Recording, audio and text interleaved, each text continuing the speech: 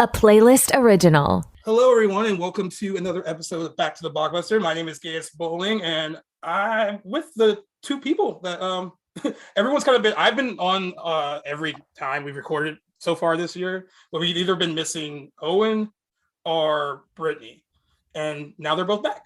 We're all together. We are back. The band's back together. Back together, guys. First Brittany was out because she was sick, and then Owen went out of town. And we've actually had guests on every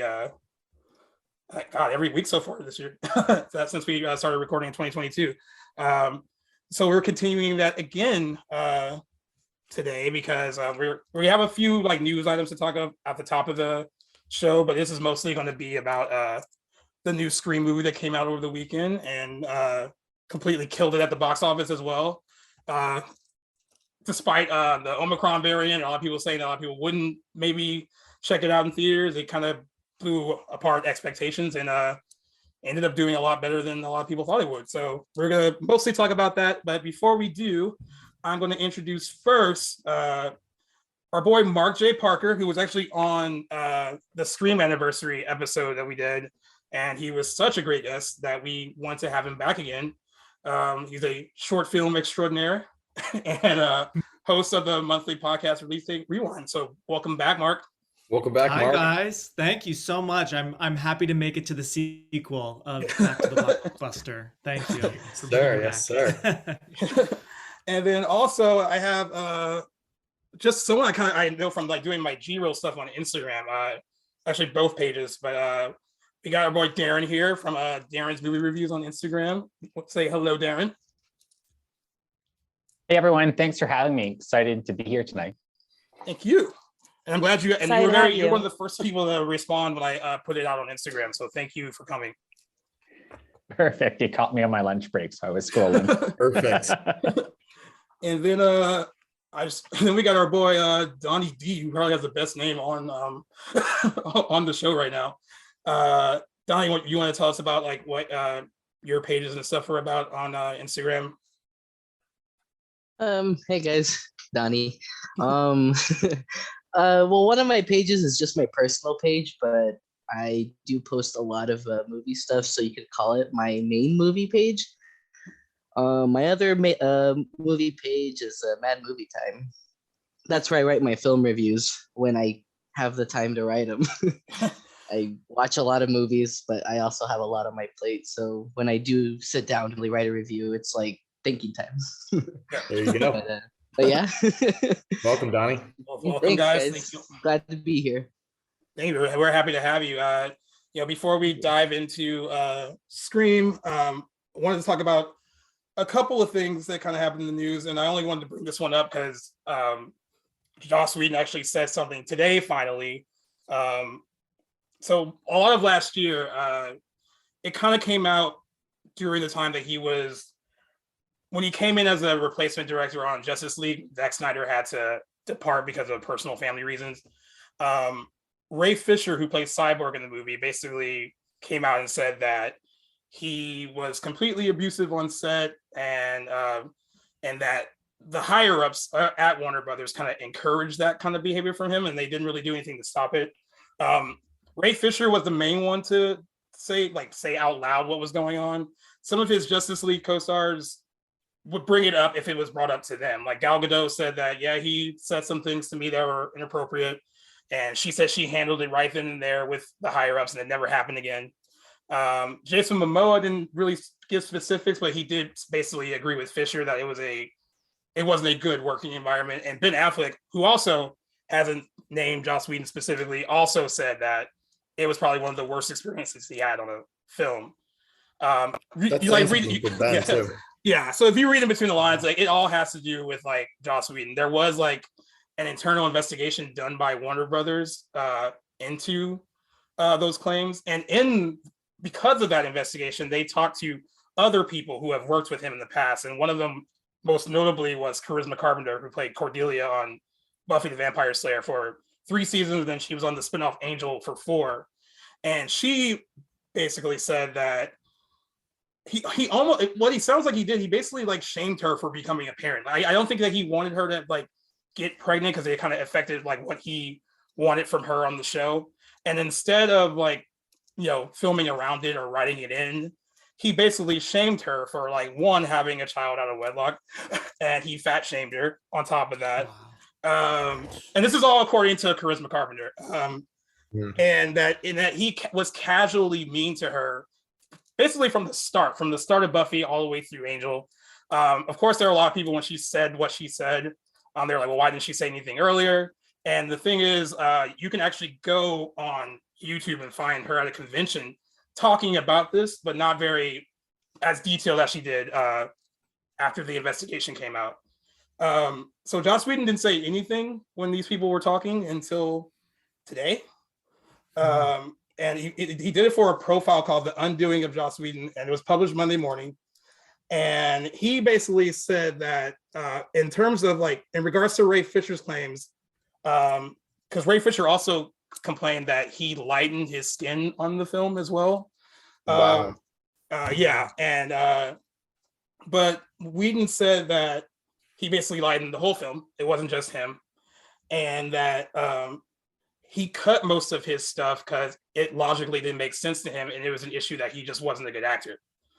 And that's something that, of course, Ray Fisher didn't really say much today. He said, like, basically, he wrote that he saw the article, but didn't want to comment on it today because it was MLK Day, and he wants to kind of leave that aside. And like, I'm sure he will say something more in the coming days, I guess. But then he also addressed what Gal Gadot said, that he threatened her career while making the movie.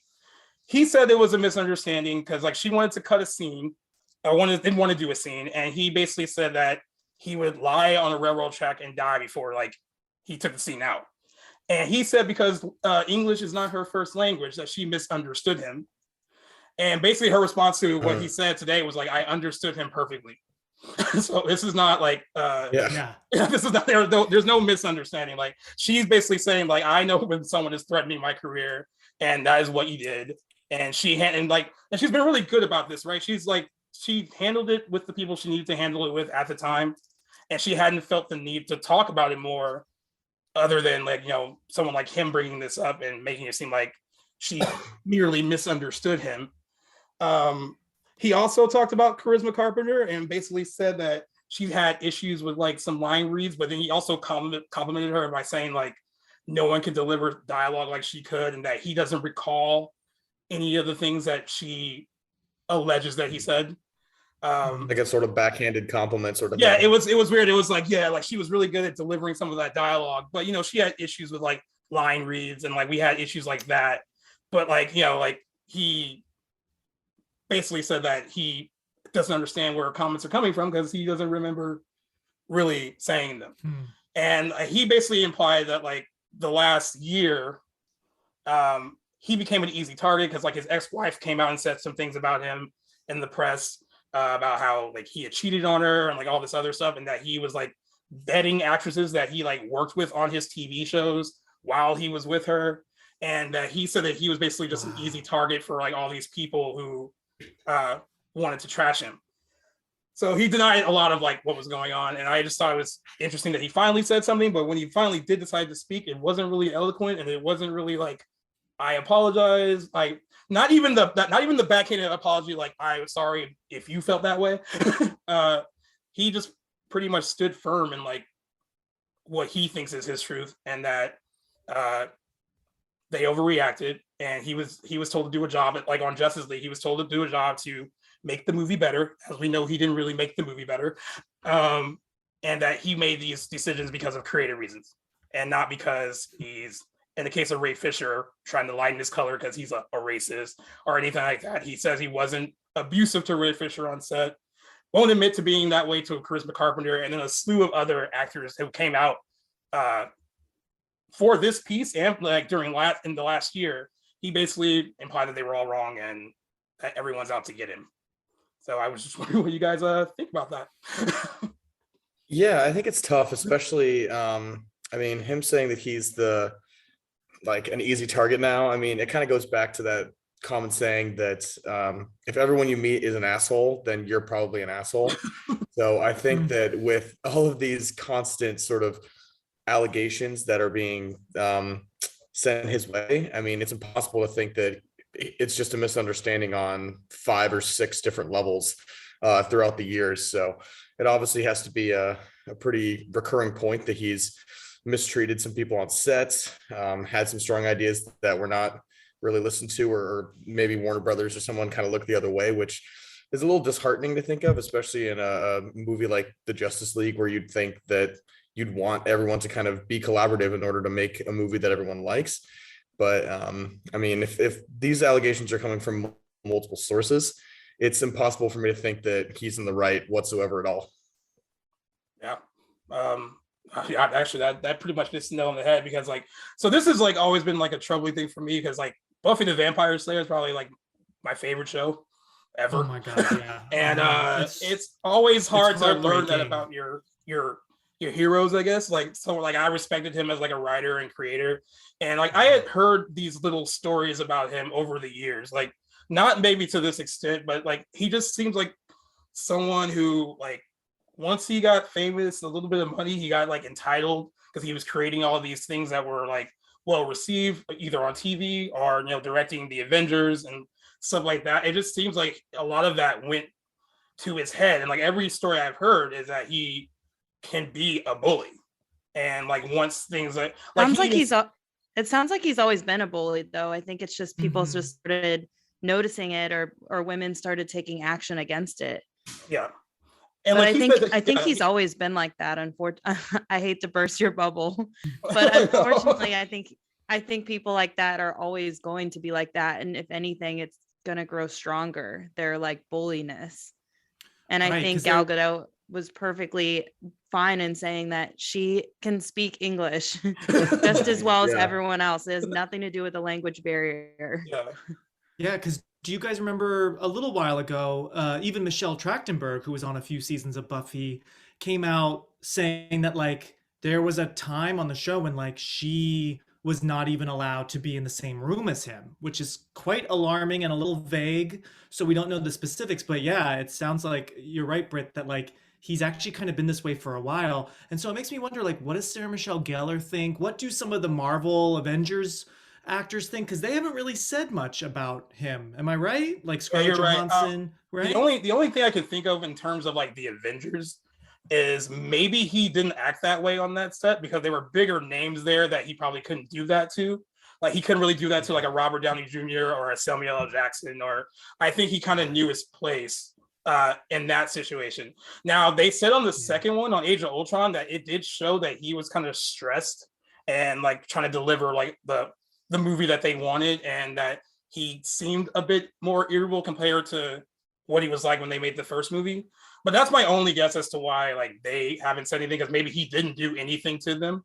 And Sarah Michelle Gellar, she did say a little something, but maybe not enough. When Charisma Carpenter came out and said what she said, she basically said that she supports anyone that wants to speak their truth, and even though she wants to be associated with the character of Buffy, she doesn't want to be forever linked to the guy who created it. And that was like kind of like Right. her statement Mhm. on it. Right. Some people I thought think she Your should have comment said is more. interesting. What's that? I think what you said about him being stressed on set and him causing a rift because of stress, I think we need to remember that when we talk about women filmmakers, because women filmmakers get that impression a lot where they say, oh, they were under a lot of stress. Women are more stressful or whatever, more emotional and all of these things. And right then and there, we have a male filmmaker who's being an asshole because he's stressed. I mean, everyone making a movie is stressed. It's part of the job. Totally. Yep. Yeah. There you That go. doesn't qualify you to be a bully, though. Yeah, I agree. Darren, what do you think about the whole situation? Well, touching on the Marvel thing, I think the other reason he wasn't like that with Marvels, they had Kevin Feige clearly calling the shots for the whole, not just the film, but the whole universe as a whole. So Joss Whedon's not going to come in and question that. Versus Warner Brothers, we know they were doing stuff behind the scenes to get rid of Zack Snyder as well. So Yeah. they didn't really have a leash on Joss Whedon and let him do whatever. We saw the films, we know what the results of that were. as for his statements, it comes as no surprise. He's not going to come out and admit anything because, yes, there's no lawsuits currently happening, but if he goes on the record saying something, so he's just going to deny. I think the truth is somewhere in between the two, but more likely close to everyone who's spoken out, because there was a few comments in his interview that, I could see working. Like, he made the comment that he came in and everyone is like, not willing to change direction of the film, which makes complete sense. They've done 2 films or 3 films, some of them with Zack Snyder. Joss Whedon's coming in doing the hack job at the end as ordered by Warner Brothers. So you could see some tensions naturally occurring, but then Joss Whedon did what he did, and that's not allowed or acceptable in any way, shape, or form. So this is no surprise. He's just continuing his behavior, and will continue to do that forever. Hopefully until someone, and like many of these people have now, I mean, a bully is only a bully until someone stands up to him. So Yeah. hopefully now with people standing up to him and kind of saying, hey, you can't act like this. Let's hope that this behavior changes, and others who are trying to kind of have that old school directorial behavior of it's my way or the highway can kind of subside, and we can see a little bit more of, especially if you're basically ordered to come in and trash the movie. How can you not have everyone around you feel like, you know what, I'm not really a huge fan of this guy after making successful movies with Zack Snyder, and then kind of coming in and trying to push your way around. Right. And I think that's what he did. I think like it's described by like Ray Fisher, at least, that like he kind of came into Justice League and they were told that he was only supposed to do a few reshoots and like kind of finish what they had already been working on. And he basically came in and made a completely different movie. He didn't like what Zack Snyder had done. And that could also be a thing about behind the scenes stuff with Warner Brothers and Zack Snyder. Maybe they just didn't like what he was doing, or were okay with Whedon coming in and like changing all that stuff. But like what he ended up doing with an established cast who have worked with this guy already, he came in and like threw his weight around and basically was like, well, I'm the director now. You have to do what I want you to do. And I think when there was some resistance, he probably, and it's no excuse for acting the way that he did, but I think it kind of started there. And then you're right, since there was no one had a leash on him, they were just letting him do whatever he wanted because he's Joss Whedon, and he directed the Avengers, which made a ton of money. And like he had that kind of under his belt. So like Ray Fisher has talked about, because Ray Fisher did not just want to go after Joss Whedon. He was anyone at Warner Brothers that like kind of let that happen, he named them too. And it was like he was like, there were several meetings that he had where he was letting them know like this is what's going on, and they didn't do anything to kind of stop it. And then of course when they did this like internal investigation later, they quietly removed Joss Whedon from the Nevers because he was supposed to do that on HBO Max, but they didn't really like Ray Fisher wanted like a public reprimand of him, and that's not really what happened. It was kind of like, oh well, we took him off this project and we did an investigation, like there might be some truth to what's going on, but like we're ending it there. And Ray Fisher, to his credit, this is someone who is not like a huge actor by any means, but he stood his ground on like, I felt like what we went through on that particular film with him was wrong and people should know about it. And that's why I've always thought there was like so much truth to what he said, because he could have easily like stopped and be like, all right, he knows it could cost him his career too for like speaking up against someone like Joss Whedon and Warner Brothers, but he did anyway. So that's why I've always thought like, yeah, there is some truth to it, basically. And based on the stuff I've heard about him a little bit in the past, like, he seems like he is just like a glorified bully a little bit, just because he's successful. I don't know, Donnie, do you have anything that you want to add about Joss Whedon? I just think he needs to be stopped. Stop it. By the Avengers. By the Avengers. And Buffy. By Ooh, we need to Buffy, team yes. up. Yeah. Make the most meta movie ever. Yeah, I don't know. I mean, I think he just needs, it's like you guys said, he really just needs to be put in this place. He has no right to be treating people like that. It's pretty sad. It is. A lot of people look up to these people, and it's tough seeing that happen. Like, it's a reality. Yeah, it is. Like, you're just like, because especially when you admire their work, you're just like, well, damn, like, I was hoping that you weren't going to be an asshole, but here we are. There's a lot of people out there. Another like example. That, Mhm.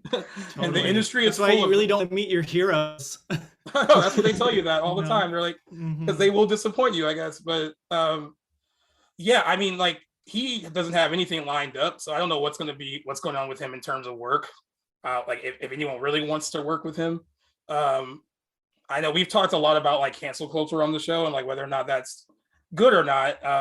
But if someone acts the way he does and is like pushing his weight around and like being insulting to people, like I kind of don't want him really to find another project that he can. And I think beyond that, I think with this circumstance with a director like this, I think he doesn't really have to be canceled. I think people will just not want to work with him. Mhm. So it's not really him getting canceled per se, but it's just people not wanting to work with him anymore. Also, his name is Joss, not even Josh. Like, get a real name, dude. Come on.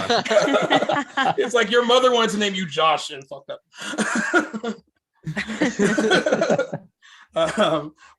Since we're on the kind of the topic of Gal Gadot, I wanted to bring this casting news up because this actually got mentioned on our podcast episode last week when we were just talking about female-led action movies, and we were just talking about stars who like should headline certain projects or they should headline certain remakes and stuff. And one of the guys on there said, well, why don't they remake To Catch a Thief and cast Gal Gadot? And then the next day, I don't know if this guy had like an inside track or if he just put it out in the universe, but the next day they announced that she was going to be starring in a remake of To Catch a Thief. He's being sneaky. He probably had an inside. It's an Alfred Hitchcock movie. It's a classic. We talked a little bit about this with like throwing people onto remakes like this, and I know like Gal Gadot is like, we talked about this before whether or not we think she's A-list or not. I guess she is at this point because like she's lined up. She's lined up project after project after project. I don't know if I love this idea just because I think there's certain movies you don't really need to touch, and this is one of them. And I would just like to have seen her in something that like. Especially it being a Hitchcock movie. I know, yeah. We all saw how that turned out with Psycho. That's another thing. Yeah. Like like they remade Psycho. I mean, like A Perfect Murder is like a remake of Dial for Murder. Like, and it's not like those movies are necessarily bad. Well, Psycho was bad. A Perfect Murder is not necessarily like a bad movie. It's really hard to touch like Hitchcock. But I mean, I see the potential of her doing well in it.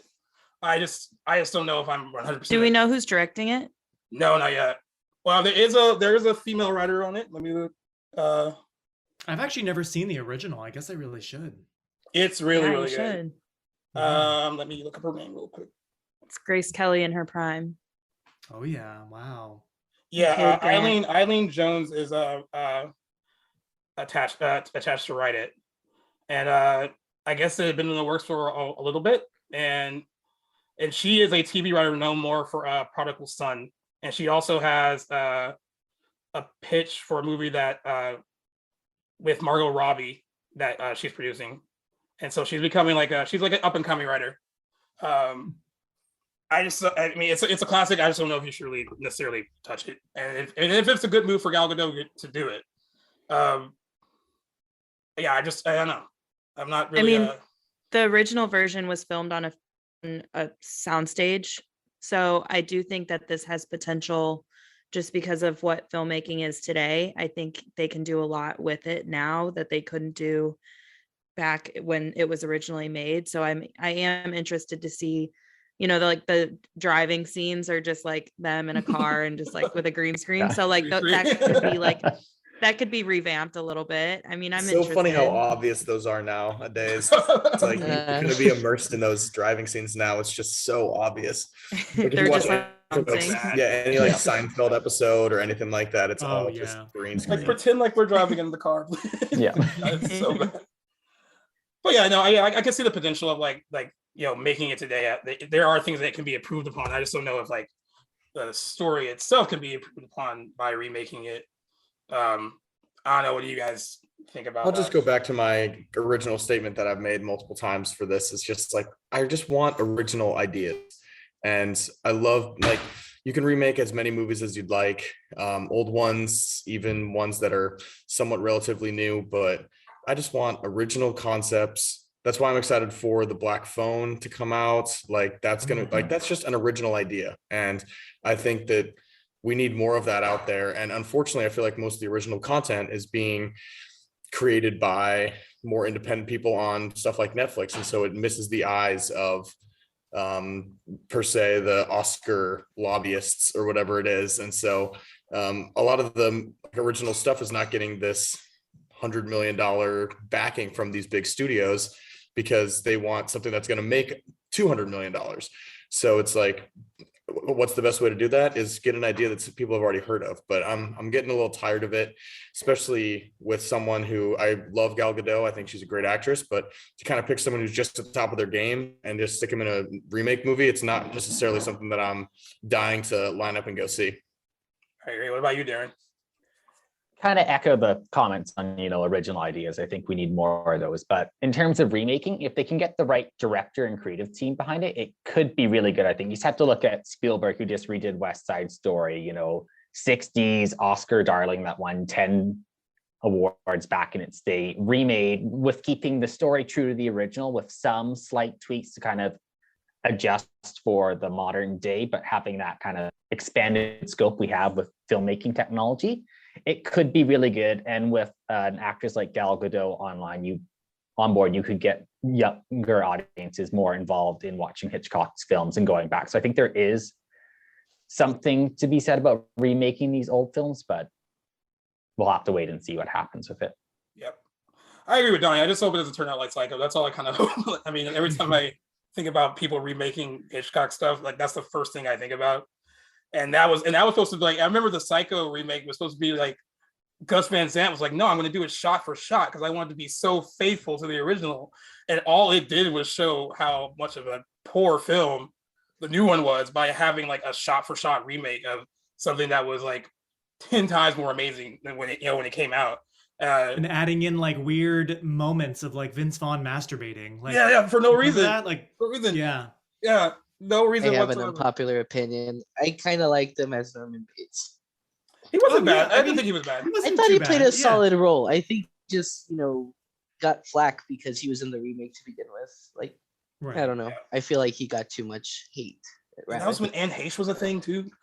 Like we were like casting Oh, her. yeah. Julianne Moore was in that movie. And Julianne Yeah, Moore. Like Julianne the Moore. cast was Wasn't great. Wasn't Viggo Mortensen in it too? Viggo Yeah. Mortensen Oh was yeah, in it, he was yeah. great, and he was in a Perfect Murder. That was like Vigo, like starting to become like a heartthrob, like movie star. Yeah. Yeah. Yeah. Love Vigo.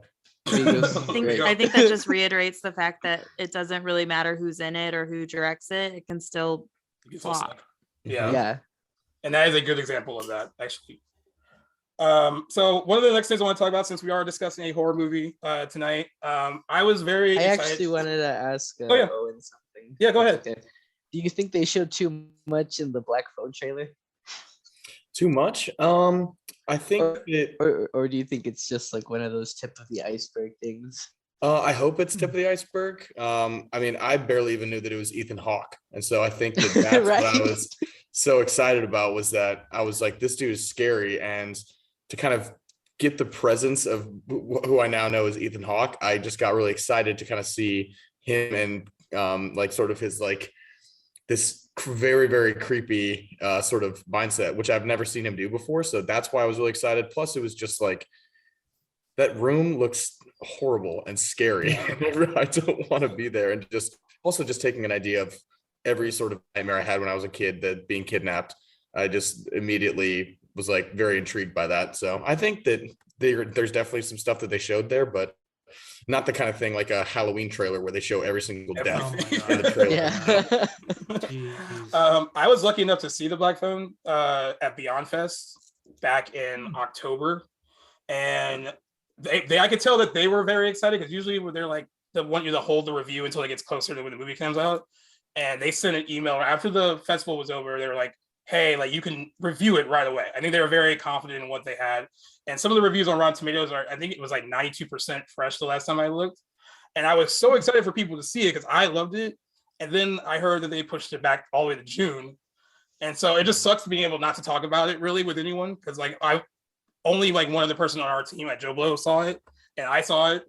And I've been wanting to tell people how great it is, because it is.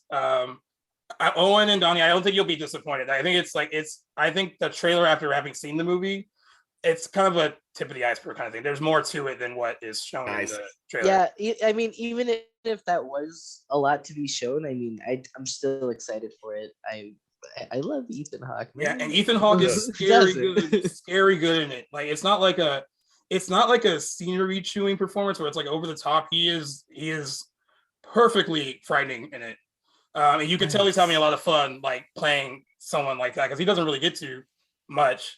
Yeah, I feel like a lot of actors, like if I was one of those kind of guys where you're mostly typecast as kind of like a hero or someone who plays like sort of an archetype of like the good guy, to get cast as a villain, oh gosh, I would eat that up. I feel like I would immediately just immerse myself and try and be as like creepy and sort of sadistic as possible. But then as most actors, hopefully not like Jared Leto method acting, but immediately switch it off and be nice to the kids after Yeah, right. being terrifying. Be like, hey, sorry if that was scary, but you're doing great. Yeah, Jared Leto would still be mean to the children after they were done. Yeah, probably. Yeah. And then So mail I have them a dead question. animals. I have a question. After seeing it, does it really need to be in theaters, or do you think it could have been a streaming movie? Like, you know, 'cause it's good enough. I think that it could kind of break through and make a decent amount of money as like a original horror film. So I can see why they held it. Okay. But like well, we talked about this kind of offline before, like, even with Scream, like I know that some of the film people on Twitter and stuff, like press, were upset that they didn't send out like digital screeners for it because still some people are afraid to go to the movie still. And they were kind of hoping last minute that they would do a whole like day and date, like, release in theaters and on Paramount Plus. Right. But that didn't happen. I mean, I think when they feel like they're confident enough that it can make money, they're just going to go straight theatrical. And I think with the Black Phone, I think it's original enough and scary enough, and if they promote it the right way, it can make a lot of money in theaters. I think it's at least for like original horror films are hard to come by, and like I think sometimes movies like that stand out because they're original, and I think it has a good chance. And then showing confidence, pushing it to June, I think pushing it to summer shows that they have confidence in the fact that it can do well too. So, but yeah, I mean, At I least the trailer could have seen it at easily least- being on streaming, but there's always the dollar signs at the end. So At That's least the probably why. trailer wasn't. Remember when like Paranormal Activity came out and the trailer for like those horror movies was basically just a theater full of people being scared? being Oh, scared. yeah. Right, this is- That was like like people the that was like was the like- promotional thing for like a lot of those movies back I think The then. Conjuring did that too. It's like the scariest movie of all time, Yeah. and then they just show a black and white theater of people getting jump scared. It's Like, like, yeah. Right. is that really the marketing you're going for? And does that really show you like that kind of? I mean, I ended up liking Paranormal Activity, but sometimes that shows me like this isn't as scary. If you have to like tell me it's scary by showing other people reacting to it, So true. it's probably not that Mhm. scary. Yeah. But yeah, like a few horror movies have done that in the past. Where, like in their trailers, they're like see the movie everyone's afraid of, and there's a bunch of people in the theater like screaming and throwing their popcorn. And like this is either Because their really VFX staged or you isn't don't done have yet. Yeah. Yeah. There isn't done yet. Behind the well- scenes scoop that it's Yeah. actually not done. They're like, it's coming out in 3 weeks. Just show people getting scared. Yeah, we don't have any Yeah. footage. Well, speaking of horror movies, I want to bring this up because since we're talking about Scream and it's part of a huge franchise, they're doing another Final Destination for HBO Max. I was kind of surprised that it that they didn't go theatrical, but I think they are trying to build like original content on HBO Max, and that's why they're like sending it there. But John Watts, who directed the last few Spider-Man movies, he wrote the treatment for it, and he's producing it. And I love this franchise. Even the more ridiculous it gets, the more I like it. I know the first movie was more of like it was a little smarter than the sequels. Like it was more to it than just let's see how we can kill all people in fun and creative ways. The sequels all became let's just see how we can kill people in fun and creative ways. But that's fun in its own right as well. So I'm excited they're making another one. Donnie, you made a pretty animated gesture there. Are you excited for the Final Destination? No, yeah, he was like, what? John Watts producing. That's what I'm excited for. It's in good hands. I Yeah. think he's gonna treat this movie very well and maybe give a little bit more of a oomph to the franchise that it needs right now. But I love the fifth one. I think fifth that one's one. the best. I think that one Agreed. stands out completely from the I rest think of it them. does Like too. I love the first two, 3 and 4. I'm like, this is good, the but I feel like weakest. they could have done a little bit better. Mhm. But Yeah. I think yeah. everyone knows what those movies are about. They're just like a creative, just like Mhm. Yeah. dump. And so, it goes like- without saying they are fun movies to watch. Like, Yeah. They're really fun. whether I think they're good or and they know bad, exactly you what there they was- are. There was like an element in the new Scream that actually made me think of Finalist Nation, and we'll get to it. But I love how those movies do really play with your expectations, where you're like, "Oh my god, okay, this is how it goes. Oh no, it's not. Okay, oh this is how it happens." So yeah, If you I'm see a ready sharp for a new object, one. you're But just like, another Oh, thing yeah. that I'm excited for is who are they gonna cast in this next oh, movie? yeah. Like they have so many people to choose from, and John Watts as even being involved in this, people are gonna start calling. Zendaya. And That'd be we're- awesome. we might have a few big names in it, and we're I gonna was just see- about to say, I think we're gonna get some like B-list people. Like I think we're gonna like get some like decent up and names. comers. Yeah. Like yeah, Can we okay. get Yeah. can we see Zendaya I mean, get like Scream murdered? had a bunch of like up and comers Yes. too, and I think I think that this is another opportunity for those up and coming actors to just pop in and be killed. Sure, someone from like Euphoria Pop in will and be totally killed. be in the cast. Yeah, Oh, you know? absolutely. Zendaya. Yeah. Well, I was thinking that guy from Zendaya. Scream, that Mason, I forgot his name. Oh, Mason Yeah, he's in Gooding. One of the everything. twins Yeah, Mason in Gooding. Scream. Yeah. Gooding, yeah. Because yeah. we're finishing up a movie for Amazon right now, and he's in that too. So I've seen him Oh, twice cool. this weekend. I've like Okay. watched 2 movies with him in it. So he's working. By the way, my Oh, mind yeah. was blown. I had no idea he was Cuba Gooding Jr.'s son until I like read like an He article is? about him. Yeah. Oh, I read an article about him and I was Oh. like, oh. Gooding. I was like, Well, that you're explains cool. why he's working so much. I was like, you have a problematic dad, but like you're cool. Yeah. all Yeah, that I we had no know. idea until I read the article about him. That I even know Cuba Gooding Jr. had a son. Like I was just about to say, Neither. unfortunately, he did procreate, I guess. But yeah, I agree with Donnie though. It's in really good hands, and I think that like it does kind of present the opportunity to cast some really good people in it, with him attached. And I don't know, it's funny. Those movies are like so simple, but they work so well. I just remember the second one still, like I don't think I could ever be in a car behind like anything with like a bunch of logs in the back, so without thinking about like, oh, they're gonna fall from there and like crash through my windshield, or like there's just It's all like these the reason I sim- stopped tanning. yeah, right. Oh, totally. Yeah. Yeah. Oh my god. They even get the girl in like the car wash and like the like Or like how is that? the laser, the eye LASIK. Oh my god, yes. Oh. Terrifying. Yeah, it's just Terrifying. like all these mundane things that you do at home are suddenly completely dangerous. You know, I was just thinking, since Devon Sawa is doing pretty well in the Chucky show, which I'm like in the middle of, I'm behind. I wonder if they could bring him back. I know his character, I guess, seemingly died, but we never saw it. Yeah. You know, so I could see them bringing him back. He's Because having in a the little bit second of a- one, it was just kind of Right? like, really? Like, I don't Yeah. think he's dead. Yeah. Yeah, and you know It's it's like, It'd be fun remember, to no bring back body, some no people. death. That's Yeah. always the rule. Oh yeah. Well, now we're gonna get to the meat and potatoes of the episode. Most of us saw Scream. The only person that didn't see it was Owen, but Owen still wanted to be involved in the conversation. Do you want Really? us to Okay. avoid Get a chance to spoilers? see it. We're I gonna was- have some spoilers, guys. Yeah, Are we, no, are we I'm- allowed to spoil? I'm fully Yeah, he aware. said- Wow. I was on vacation all week, so I didn't get a chance to go to the theater, and then got back and then had to work today. I didn't get MLK Day off, so I have not had a chance to see it. But I am thrilled to hear all the spoilers and see wow. it He's for really myself. doing this. Yeah, he's really doing it. Okay, I asked him yesterday. I We're- asked him yesterday if he wanted to sit out or if he wanted to still talk about it, and he said he was willing to jump in on the conversation. So, yeah, for everyone listening, there will be a lot of spoilers, because that's just the nature of the movie and stuff. First, before we get into the movie itself, I was thinking about this because when Scream 4 came out, there was a lot of hype around that too, and then it opened and then it didn't do that well when it opened. And I was wondering what you guys thought they did differently this time, because this movie opened to, they said $30 million a day, probably will make 34 to 36 by the end of but once they factor in the MLK money, and $24 million budget, so it's already turning a profit.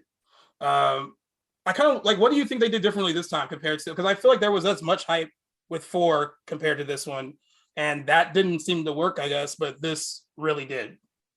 And there was enough time in between films with each one too, right? There was a Right. considerable gap between Scream 11 3 and year. Scream 4, and then a gap between the 4th and the 5th one. So I'm just wondering what you guys think they did differently in terms of like selling it.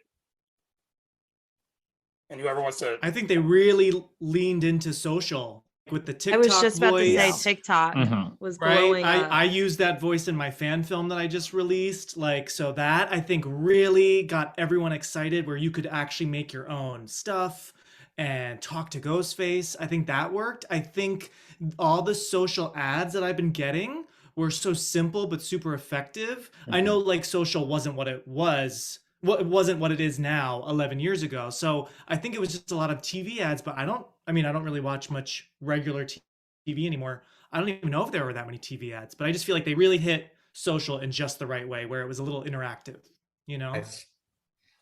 yeah, I would agree with Yeah, that I think too. they had I think Okay, they had a Megan. lot of like younger cast too, that the younger generation could be excited, as well as our generation, because it was bringing back our favorite people, as well as new cast that a lot of younger generation, the Gen Z, are really into, like the Jenna whole new Ortega.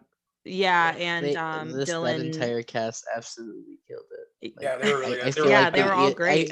And they showed were up all and went to very work. active on social as well, right? Yeah. Like Yes. it almost felt like that was part of like the deal. Like I feel you like need that was- to, right?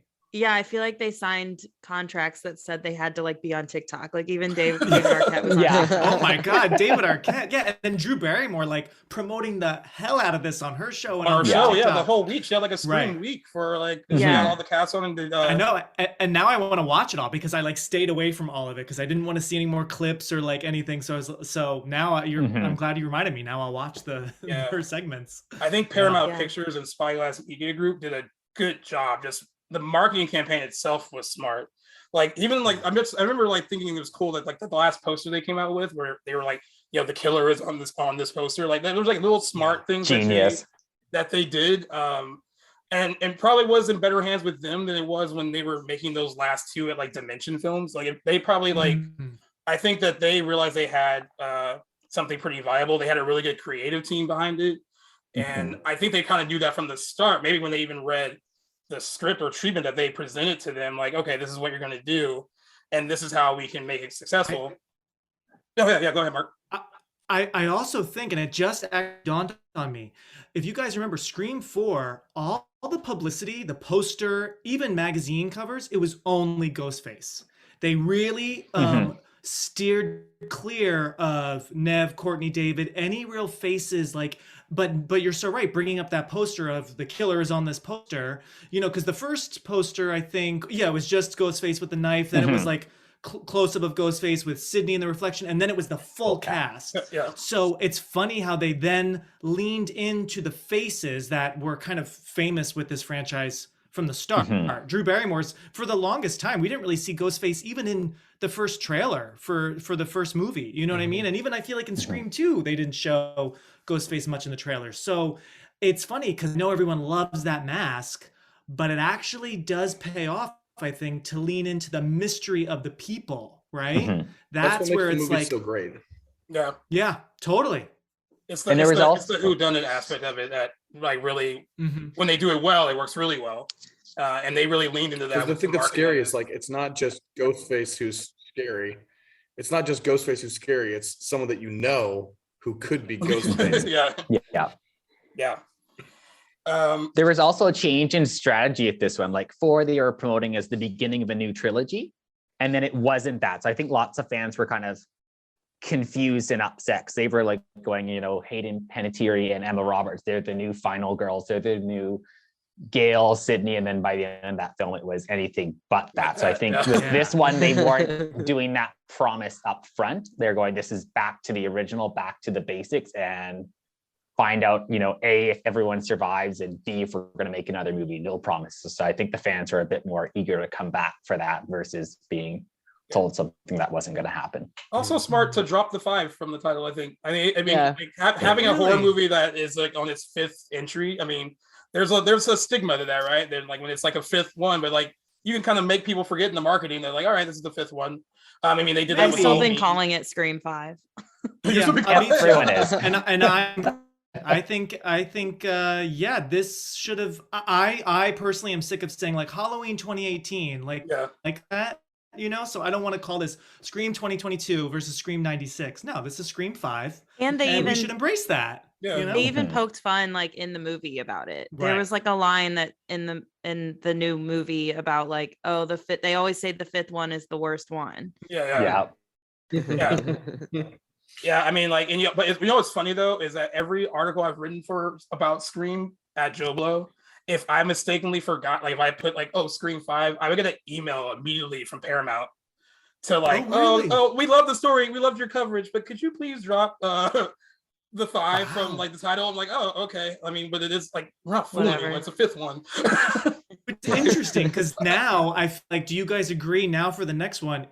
There cannot be numbers anymore. Like it can't just be Scream 6. That'd Okay, be no, so they can't, strange. yeah. Why don't they Right? add like a subtitle to it or like Yeah. I guess Yeah. now it's subtitles. Like Or what I think Scream would be cool something? is they could go back to what Scream 2 originally was called, Scream Again. So that could be kind of fun Mhm. if they added like Halloween Kills, Halloween Ends, if they just add like one word to it. Because it would be kind of weird if it was like Scream : da da da da da. Like that's Yeah. getting a little like 80s, Resurgence. early 90s bad Yeah. sequels, you know? Yeah. For real. All right, I'm gonna start with you, Mark. What did you think of it when you saw it? Did it meet your expectations? Were you because I know you're a diehard fan. Like, Did you like who they chose as the killers? And did you expect it? yeah, that's a good I one feel too. Actually. so bad talking about this when Owen does not, Lay it does on not me. see Lay it. it on me. This is I like, know. Are you sure you want to hear mine- it? Like, you I'm really have to sure. be sure. Just do it. So to- Rip the band-aid. So I'm gonna just rip it off, everybody. So listen, I had fun. I liked it. I when it ended with Scream 4, when it ended, I was like, what? And like I was like, I don't think I need to rewatch that for a while. This movie, I'm very looking forward. And Scream 4 grew over time with me. Scream 4 isn't as terrible as I thought it was originally. Scream 5, as soon as it ended, and I'm watching the credits and I'm talking to friends and like, you know, breaking it down. I even said like, you know, I'm excited to watch it again because I know I missed a couple things that others saw. So it did something right. A lot of it does not work for me whatsoever, and some things do work. I absolutely think these killers are the weakest of the whole franchise, not physically. Physically, these kills were pretty Yeah. brutal, which was Yeah. I mean, that's what Halloween has done. You know, brutal That one wouldn't slashers are die. now, yeah, you know. But the killers themselves, I called them from the second they were cast. It was like they just look so obviously like people that would be shady, and then the motive, I still don't completely fully understand. It's a little. I just feel like also these actors, like I always think of Urban Legend when Rebecca Gayheart is revealed as the killer, and I love Urban Legend, but she was acting like the gods for the stars, like everything was She so was. big and crazy. And I feel like these actors, when it's revealed that the killers, oh my god, it was like Matthew Lillard times 100. It was like, you know. So I just sort of like was like, but I digress. It's fine. I would say it's maybe in my mind a little bit better than 4 because 4 had some good moments, but overall 4 was just too. So this I think was better. I still think 1 and 2 are like my They get their own. ultimate. Yeah, I think the legacy characters. You know, David Arquette had some good stuff to do. I think Gail really kind of disappointed me. I didn't get to see the Gail that I've loved for years. Like she didn't really have much to do. Sid was fine. It was fine. That's what I'm gonna say. All right. You know, it's interesting what you said about the like. I didn't guess who it was gonna be. Like, I had an idea about one of them. I feel bad. I talking knew about it was that. Amber. I didn't Okay, so need to say I it. Yeah. had an idea Thank about you. Amber. Amber- It was obvious. Yeah, Amber I is had- the Psychotic from the shadiest moment she girl was on in the screen whole for the first franchise. time. Exactly. Yeah. She I looks mean- like she's like I mean, she was only cast in Once Upon a Time in Hollywood as a you know, right. Yeah. That's where cult she was member. from. So I mean, it Yeah. makes sense. So she looked cray from the start. So that was like my. I knew. I forgot she figured was her. in One Time in Hollywood where she like sets herself on fire Fire. twice. And That's that's why- also the homage they gave Twice. in the movie. Yeah. Yes. Oh, and well, we'll get to it, but I have something to say about Fire. But You know, I yeah. pegged her just because she looks like she didn't even try to like come off as like innocent. Like it was like I pegged her. Yeah. I thought they did a decent job with the boyfriend because like he was so good at being like loving and like he just seemed it didn't I wanted to assume it was him, but then he would do things where I was like, no, I don't think it's him. And And then he I thought was it'd be too always obvious if there. they was him. But he actually had me guessing with him up until the point where he like stabbed her. I was like, oh shit, well it is him. Yeah. Like you kind of have the feeling that it could be the boyfriend, but I think that Jack Quaid did a good job of like kind of made him very likable in the beginning, likable enough where you're like you at least hope that wouldn't be the case. That it was going to be him. I knew Jack Quaid was a killer. I knew it. I called this the last Right? of this last episode. I'm pretty sure when we all talked about this, we're like, we think it's Jack Quaid. Quaid. Definitely. Yeah. Yeah. You guys are gonna hate Yeah. me, but I actually thought it was Dylan Minnette and what's her name that plays Liv? Oh, I forgot- forget Sonia. her Her name. name's Sonia. What's her name? Sonia? don't know. I forgot her last name. Amar or something. I like thought that. it was Amar? her and Like- Amber. No, Yeah, I sorry. thought it was the really, serial, yeah. I was really hoping we were gonna have two girls. Next one, it must be two women. Come on, Yeah. you know? Yeah. I kind of thought Dylan Minnette as well a little bit in the beginning, just because he also looks shifty. And then I was like, and his mom, like Marley Sheldon's character, is also kind of weird too. Yeah. I thought it could have maybe been him. It would have been Yeah, so the cool sheriff. to see her Mhm. be a killer and say because no one liked her lemon squares. I don't know, like the women's school. I had a lot of issues with this movie because of continuity issues. Which is oddly specific, but I just couldn't get them out of my head. There were a couple scenes where I was like, this is kind of strange, especially at the end. I mean, Gail gets fucking shot and she's just like fine at the end and like not even in an ambulance or anything. And Right? Sam, the actress who plays Sam, was like in the ambulance with Tara, but she had like a band around the outside of her shirt Mhm. that She had was been supposed to stabbed. be like for her That wound. missed that, yeah. There were a couple of those kind of like scenes where I was like, why aren't they doing anything like more with this? It was kind of odd. It was in the That's small just details. I No, think it wasn't that's the technical bad stuff and- that was I- I kinda But think that's it's just kind me of, like thinking it from a crew perspective. Like sometimes it's hard for me to watch a movie just as a fan. And I was just thinking about it from a behind the scenes perspective, I guess. I think that's Yeah. just the style that Matt and Tyler have. I mean, if you Yeah. watch Ready or Not, Samara Weaving goes through a lot of shit. Like, I don't know if I can. Yeah, you can. Yeah, okay. Yeah, she goes through a lot of shit and somehow still, I don't know if any of you guys, if you have seen it. Like, Yeah, No, I was you thinking guys that too because there were a lot of people that got like knifed the fuck up and they were like okay. yeah. Like- Running around the house afterwards. It's like Gail was what shot happened? in the stomach. I think that's just their way of being, I guess, funny, like humorous in a way. I guess so because like Okay. Tara, Because- Tara, it all like should have died. Oh, Like, that- my the way Because she God, got if- Tara, if that was they- brutal. Like, Because like if they did anything right this movie, it's that they made it serious again in tone and not too comedic. yeah, it was the I was same gonna thing say, with yeah, like 'cause these movies have been historically realistic. There were a Mhm. couple scenes where I laughed out loud. I laughed out loud. Yeah, at the some of end them when were a little Amber was goofy. like running with the Oh my knife. gosh, yeah. all, was all charred and cracking up. burnt. Yeah. She was like half Yeah. burnt. Like she Yeah. she looked like the guy at the end of Dark Knight. She was like Yeah. her face was gone. You're so right. Yeah. Yeah.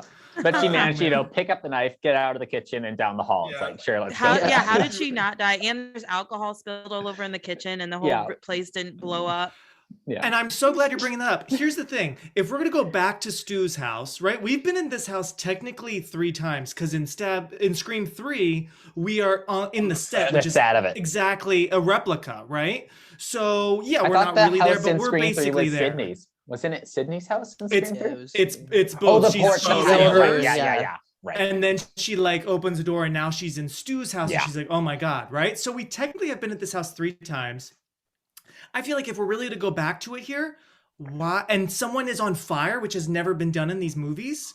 Awesome, cool, badass. Gail shoots her, flames. let's burn the house down. Like this house Yeah. has That's what I nothing- was hoping would nothing but happen. trauma and tragedy, where that last shot of the movie is basically an exact replica of the last shot of the first movie, right? Even though we didn't pan to the sunset because now we're in a soundstage. But like, how sick would it have been if actually this big beautiful house, half of it is crumbled and is smoking and fiery, and like, whoa, like that chapter of Woodsboro is now officially over. I Like, it was just so felt like- hoping for. I'm glad you said Yeah. that because I Right? said that at the end of the movie to my friend. I was like, really thought they were going to burn up this house and say like goodbye. Right. Yeah, and they haven't Tot- done. Yeah. Darren, what were your overall thoughts on the movie itself?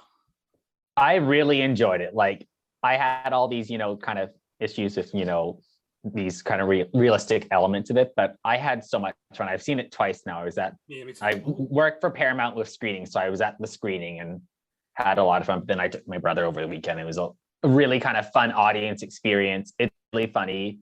The killers, Amber was painfully obvious. We all wanted to think Jack Quaid, but we're going, okay, the first one did the boyfriend. Scream 4, it did the girlfriends. We're going, are they really going to go for the partner again? And then they did that, which I think it was really fun, just the way they kind of played with you going, no, they're not going to expect that, so we're going to do it anyways. Yeah. Mm. I think it just, I think what kind of gave him away is that he didn't like get attacked or hurt when he went and got the beer. yeah. Oh yeah. That beer thing was weird. Yeah. Yeah. It's like, I'll be right back. It's like, come on, like something have had to have happened to him. And he comes back, he's just fine. He's like, what the fuck? But Yeah. I all of a love sudden, that he appears out scene. of nowhere. I love that scene though with the girl twin Mindy. I think. Oh that's yeah, her name. Mindy. Yeah. Mindy, yeah. When she's She like actually, watching like- Stab, and then Yeah. like it's the That was exact same great. scene of the house. That Yeah. was actually Yeah. I love that scene. So her And this her time whole she's like, does wait a actually turn second. around. yeah, Mhm. Yeah. her whole That was good. breakdown I- of like what these movies were, or like, Yeah. like they were making fun of what Scream actually was, like poking fun at it, like the kind of movies that they're making now, where it's not quite a sequel and it's not quite a reboot. I thought that whole breakdown of like kind of what she was saying about the industry and like what these movies have become and what they kind of have to be in order not to piss off fans was like pretty dead on. And I actually It was like the pretty stuff meta. about Yeah. I actually like the stuff about the whole like idea of toxic fandom. I just wish like the motive would have kind of gone into that more or leaned into it more instead of just Mhm. like kind of just saying that was Right. the reason. But I like the idea. So their motive was so and totally correct me because I might be wrong. So Stab 8 came out because with Scream 4 we're up to Stab 7. So now Stab Yes. 8 has come out, but for whatever reason the Sydney character isn't in it, which I would have thought Stab 8 is about Scream 4, but I guess it wasn't. Yeah. So Stab 8 apparently is so terrible. And we saw that very quick clip, but it was like on YouTube of like Ghostface sleeveless, like with fire. With And fire, I guess yeah. I just kind of I needed more of like a Stab 8 clip to understand why this movie was so bad for it to be part of their motive. Like, I guess I needed to see some bad acting. I just felt very disconnected from Stab 8. So therefore, when they're like, the last movie sucked, so we want to do our own murders to give them good source material for a new Stab movie, I was like, oh, okay, but I don't really know what Stab 8 is. About. Did you Yeah. guys feel that way as well? Yeah, it Or was it kind of maybe it was a little. there was like a disconnect because like you don't really get to see like what they necessarily hated about it. And they kind of talk about how like, you know, Right. the Sydney character wasn't in it and like they make vague references to why it wasn't good, but you really don't it's I guess it's not enough to like we didn't learn enough for that to be like, oh, that's why you're doing it. Like you were so upset that this last movie Right. sucked that you were basically wanting to give them material to make something better. I think you're right. I think we did need more of like a connection to I Stab 8 to almost make that work. wanted to watch them. I almost wanted to watch them hate watch it instead of like watching the original Stab and liking it. I almost kind of wanted to see the group being like, "See, that sucks. Oh, I like that part." You know what I mean? Yeah. Like just so I can understand Mhm. how they all view this latest movie. And also, I didn't love that the killers this time weren't recording the deaths. I feel like from 2 to 4, there was always an element of recording, and I just thought, why are you going to kill people and hope that a movie studio will turn your lives into a movie? Right. Make the movie yourself and put it on YouTube and make your own twisted fan film, right? I just Yeah. feel like that would be Mhm. a little bit more Sinister style. Yeah. Right. They could have been But- uploading it to Totally. TikTok immediately. Yeah. See, there you go. Yeah. I thought it was kind of funny when they poked fun at some of the other movies too. Like when Dylan Minette's character was like, "Oh yeah, my mom was in one of those movies," and then she basically was like, "No one cares about the shitty sequels. You're fine." Yeah. like she said, and like basically poking fun at like Scream 4 a little bit. Yeah. I thought it had like I definitely dug the sense of humor. I thought that this one did a good job of balancing the humor with the horror. At least it worked better for me than it did in the last two. Like with three leaned too much into the comedy and not enough in the horror. And then the Scream 4 didn't really have that right balance to me either. I thought that this one really did. In terms of the legacy characters, I was surprised by how moved I was by David Arquette a little bit. Yeah. Like they actually gave him a pretty good arc. Mhm. Yeah. You know, and like and you kind of, and you know what, if you're a fan of those movies and you watch his trajectory from like the first one to this one, it would make sense that this is where he's at now. Like, you know, like he kind of like he has some of the, he loves this town so much and never wants to leave, and then like he, you know, he couldn't really hack it with Gail Weathers, who was like on had all this momentum, was on the move in her career. And I also thought it was like kind of sad, like, you know, a lot of them didn't even know that he had like was forced to retire. Basically, they all kind of assumed that he was still working. And like, I was surprised that he had like the best arc of the returning people. You Yeah. can tell with like Nev Campbell that it seemed like she got added into the mix. I don't know if she got added to the mix later than the rest of them, or it felt like she There's was kind of definitely shoehorned in, but like it was still cool to see her, and like it's always Yeah. cool to see her. And she was, and I oh, love yeah. how she I love I it think that they at this needed- point, like, what's up? I think they needed David Arquette's character to die. They needed Dewey to die for Nev to come back. Come back. Like that gave her the perfect reason to Mhm. come back. Yeah, because she made a point Mhm. saying that she had no plans of ever setting foot back in that town when she talked to him on the phone. So yeah, it does. Like I know we talked about, like when we did the anniversary episode, we were like, well, which legacy character would you be okay with dying? And everyone immediately said Dewey. But Yeah. after seeing it, I thought it was pretty sad. I was like, oh well, fuck. And like, you know, and his reasons, I don't know. Yeah. I'm kind of over him. you were over it. I had a like no and ugly crying moment When he when died? I first watched it. Yeah, like Yeah. I couldn't believe it. Like and the type of death that they gave him was Oh, so it That was brutal. brutal. It was, Really it was nice. just And no, it pull was, up it and was, it was just too perfect, you know. And I think that was just something that I embraced a lot about his death in the first place. Yeah. Is You know that what I would they have literally done, went back though? to a What something that could have been really interesting and new territory for this one is he goes back to shoot Ghostface in the head, which we all know is dumb, and we all know, oh, this might be something. Because I really wish they didn't put that shot of Gail in the trailer, like obviously reacting in a bad way to something, you know, outside of the Mhm. hospital. Because I feel like we all knew, like, Dewey's probably gonna get it. But so he goes back. How badass would it have been if he removed the mask and we actually see who the killer is, Yeah. one of them at least, middle of the movie. So at least give Dewey that, and then you see the person, maybe I guess it was Amber, you know, Yeah. her eyes open and she just, you know, kills him. That would be new territory, and at least Dewey got to figure out one of the killers, you know, and it would make it even sadder that it's like he's seeing this Mhm. person face to face, but he can't do anything. I just thought like that could be kind of cool for him. Yeah. But yeah, it was surprisingly sad. He, out of the legacy characters, is kind of like the lead. He had the most to do, Yeah. and yeah, it was really sad. But I also feel like Tatum is never discussed in the sequels. No. His sister, And I yeah. just feel like, right? Let's give her some love. I guess her name was written somewhere in his trailer. I didn't see it, but like I'm always like kind of bummed. Like Randy I gets think his he had shrine. I think It he was like had a little ashes in that, right? ashes or yeah, little plaque or Right, something. Right, Yeah. like a little, yeah. But I mean, I want to see her like in a picture frame. Come on, like Yeah, she's you know what? great. Across all the movies, I was they surprised barely that they- mentioned- they barely mentioned. Like I remember in Scream 2 when they were going down the list of like people, and they were like, and Right. and Gail mentions Tatum, and it's kind of like a passing, like, oh yeah, my sister, but she never really gets mentioned as someone that's significant to him that he lost, because he lost his sister in a really brutal way too, Right. and it doesn't really Yeah. get brought up a Uh, lot. Totally. It's kind of crazy. You know, it's funny. I Um, always had this crazy theory early on. I'm all like, what if Dewey was the killer?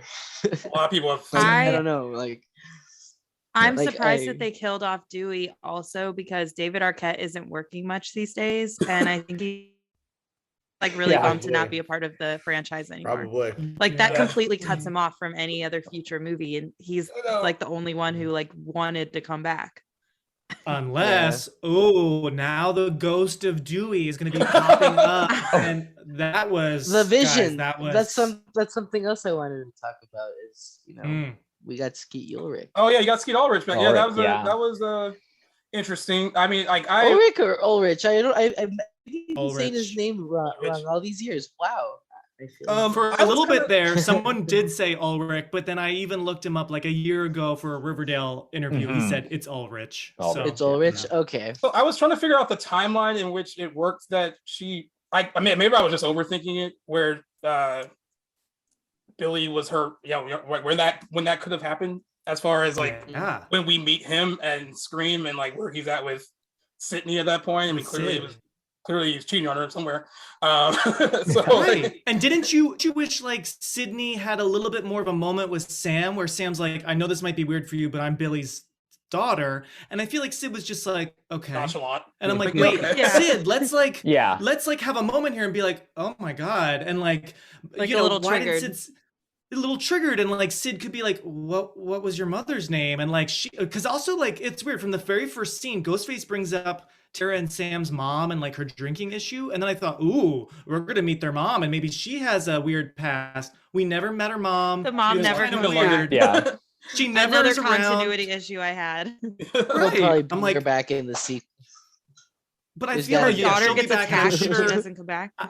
I know it's like mom's don't in know. London on a business Yeah. trip. That bitch. It's like, They know when her daughter's in the hospital but being like, attacked. I yeah. just Yeah. right. I just really wanted Sid to be like, okay, wait, walk me through this. Who is your mom? And I just wanted her to have like a brief moment. I don't know, maybe it's cheesy, but just something where it's like, I remember her from high school, and it's funny. I thought Billy and her had a thing going on, but I just ignored it, or something, just so that we're totally with Sid and being like, oh my God, I remember her. Instead, she's just like, okay. Like, You know what? I The had way, that the way reaction. that he wrote her in this movie, and I thought it worked in certain scenes, but not in that one.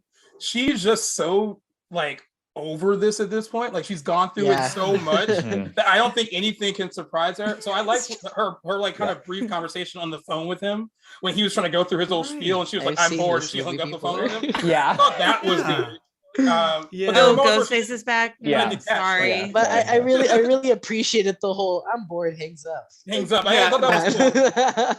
The hang up was So fun, but good. also, how did Ghostface get her number? See, that's when I'm like Brit. I'm like, wait, how did this happen? I assume maybe when like the killer killed Dewey, maybe the killer took his phone. But show me taking his phone, and like now they have Dewey's contacts. Like that's a big thing, you know. But instead, So it's many just, like, problems. Yeah. with, Also- like Sydney gets a call and she's like, oh, hello. And then like, and yeah, it's just hard because I get it. She's been through this a lot. She even says that in the movie. But can you just like act a little more scared or like a little bit more excited? Because we're excited to see you Yeah. at the house now. And I just feel like she's just like, all right, come out of this room so I can shoot you and get this over with. It's like a little wah wah for me. Also, their phones knew who was calling it every single time. I'm like, since when did technology get that good? Like, Maybe Wes. Yeah. Maybe Sid. Maybe. Right. Yeah, maybe it's like, but it was that person every time. Yeah, like, it was well, the there's no maybes. fun. Yeah. I did like when That she is went. I did like when hilarious. she went in the house and she was just like, killer or not, like you need to come out right now. And she just starts shooting, like, like shooting the doors. And then that's when she shoots like Oh, Jack yeah. before we know that Jack Quaid's the killer. And he's like, "Well, you just shot me." She's like, "I told you to come out." And like she's just like Yeah. completely like done. Like she's over it. Totally. He tries to back it Yeah. up though. He's all like, "You're shooting people. You're shooting doors with a gun. Why would you expect me to come out?" Like, Dude. And then we, Yeah. oh yeah, when they it's fall like- and they fall down the it's stairs. they and, like, try to cover it up so much. when she like, falls no, down the stairs and she's like, stop. "Richie, get the gun," and he's like, "Well, I could have. You hadn't shot me in the leg." Like Yeah. it was like some of that stuff was really, I thought, pretty good. I agree with you about Gail Mhm. though. I didn't think that she was badass enough. I know they gave her badass moments in the end. Mhm. Especially Yeah, when she like- shot when she shot Amber and stuff, but there was Totally. The torch. something very lacking about her in this. Like, Yeah, there was, I really, even though there were a few cheesy moments in the movie between Dewey and Gale and then between the sisters. But here's the thing, when Dewey and Gale like met up again, I was totally emotional. I felt bad Yeah. for them because we obviously know their real life history, which is Mhm. funny. A I friend kept that I thinking saw the about movie that. with Mhm. didn't even know he's younger than me at least. And he's like, oh, I didn't know they were married in real life. I'm like, oh my God, what kind of fan are you? At least you know their history, right? We know the characters. So like that was heartbreaking, but then there were just some lines. There was a lot of exposition that I just felt was like, ugh. When Dewey's like, and that's why I left in the middle of the night. I'm like, ooh, this is feeling a little lifetimey. Or how Sam is telling Tara, like, I found Mom's journal when I was Oh, like yeah. 13, and I'm just like, ooh, Yeah, the I kind of wish you storytelling were showing monologues. me and not telling me. Like, Yeah. even if you want to tell Tara this a little bit, and then Tara's like, shut up, get out of here. I really wanted Sam to like take Richie to their house. And it's a crime scene, but it's like, I gotta show you my mom's journals. This is the only way Tara's gonna believe me is if I give her the journals. And how cool would that be? Because then she could like snoop around the house and maybe Ghostface is around. I don't know. But just to actually like see the writing rather than just explain it, and it's just them back and forth, and it's feeling a little soapy. A little rushed. Yeah. Yeah. It just It's kind of like felt a little- monologue vomit. It's Yeah, it lot was of like monologue monologue vomit. vomit. It's Yes. just like too much for one. I had like short some scene. issues with like Melissa Barrera, I knew her from In the Heights, and she was great in that. I thought she had scenes in this where she was good, but then she would be in scenes with like Jenna Ortega, who was like infinitely stronger than me to Oh her. Yeah. my gosh. Like Yes. she Oh, was yeah. like acting circles around her in some of their scenes, and then that's when I was kind of taken out. Like, oh well, maybe she's not as strong. Like she had moments where she was fine, and then like that monologue was hard for me to watch parts of it. Yeah. And it was because I don't think she completely nailed the delivery of it. I feel but- like Sam is a hard character, actually, because she actually doesn't live in town. She doesn't really know a lot of these people, but she has to be the glue to bring all these people together. And yeah, like a lot of explaining, but then she also doesn't really know what's going on. It's kind of a hard character. Because I agree. I loved her in the Heights. She seems great, but just compared to some other people, it seemed just a little meh at times. But, but Jenna Ortega, also, that was pretty brilliant. I do have to say, we think she's the opening death based on the trailer, based on the scene. And then all of a sudden, what a cool reveal. Like, oh, she's alive in the hospital. And she survives the movie. Like, this is the first time ever that the opening scene is actually the final girl. Or well, one of them. There's so many funny. final I was girls now. shocked They actually- that she Yeah. survived. I was They shocked kinda- based on kinda how gave it she away got in the knifed the fuck trailer. up, dude. There were The so many leg people, like I breaking? said, that got knifed Yeah. up, and I was like, Oh. like Chad, like he survived, like Mason Gooding survived. Oh yeah, he died. Chad should have died. I'm sorry, Chad Yeah. should have died. But I kind of love that there are so many, and then now Kirby is alive, which I missed that. But like how in the when they're watching the Stab 8 clip, and on the side it says Kirby is Yeah. a Woodsboro survivor. So now with Kirby, Gail, Sid, Mindy, Sam, Tara, we have like a really nice, like, I almost feel like Scream 6 needs to be about final girls and which one is actually the final girl. I'm hoping that's where they're going, because that could be Battle kind of Royale. fun. Yeah. The battle You royale. know, where one by one, Yeah. kind of like, yeah, they're, and maybe who knows, since Sam is Billy's daughter and she's a little kooky, maybe she kills one of them. I don't know, but I just We feel don't like there's pin something women really against women here. yeah. Okay. All right. Well, I'm maybe kidding. okay. Scratch that. But I just feel like at least it could be kind of cool to do a whole final girl group thing and see what that is. Because it used to be just Sydney, and of course Gail's a final girl, but it's really Sydney. Now it's like, who's the final girl? We have a whole bunch, which is cool. Yeah, I miss the Kirby reference. That's smart. In Scream 4, I they miss never that show too. her dead body. They show her kind of, struggling and moving. Then there's no mention of her. Every other character, you see the Right. body, you see it lifeless. So the rumor was that she was always supposed to come back for what would have been Scream 5 after that if it had been made. So I Right. think that would be really smart little thing. And fans Bring her want back. fans want her back so bad, because I remember when Yeah. they when they cast Marley Shelton in this again, and everyone was like, well, "That's not who we wanted." Yeah. we want Hayden Panettiere. Yeah. we want Kirby, But Marley Shelton does get at least a cool death scene. That whole Yeah, mother-son Oh. back-to-back, that was maybe my favorite moment besides, which I have to say, I thought it was a That was rough. bold, risky move in this movie to go back to empty Woodsboro Hospital. I just feel like Scream 4 got some flack at the end because this hospital, all this shit's happening and no one is around. So to do it They're in a again was staff risky. meeting. Yeah, they're all the few nurses There is a and PA doctors announcement. are Yeah. yeah, exactly, right? That explains But it. I have to say that whole sequence with like her in the wheelchair, that was great. Oh. And so was Marley and Judy and Wes. I thought that was pretty good and sad and twisted. Although it is kind of funny how she died in broad daylight, right in front of her house, with like houses right around her. It's not like it's Casey Becker's house or Sydney's house, like in the hills. I mean, we are like, hey neighbor, but you know. Yeah. That I thought build that was up for pretty those badass. characters was good too. The build up of Yes. every cabinet, every door that he would open, you Yes. thought that And- that's where and that's what I was Ghostface thinking with Final Destination. That kind of made me think of like, oh, okay, that's not it. Yeah. You know, And that was everyone pretty in my cool. Yeah. everyone in the theater when I saw it, I mean, I had a pretty rowdy theater. People were like screaming, cheering. Yeah. It was kind of a mess. Oh, yeah.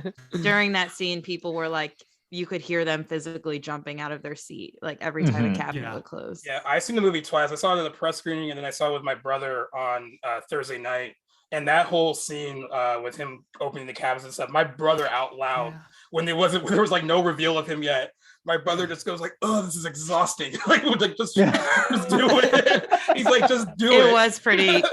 It was a bit much. And honestly, Yeah. when they It was finally getting did a it, though, little- it was yeah. shocking though. Like the knife through through his neck or her face or whatever. it The was. side It of the was neck, really it just- just came It was out. like- just Oh. slow too. Yeah. Ugh. Yeah.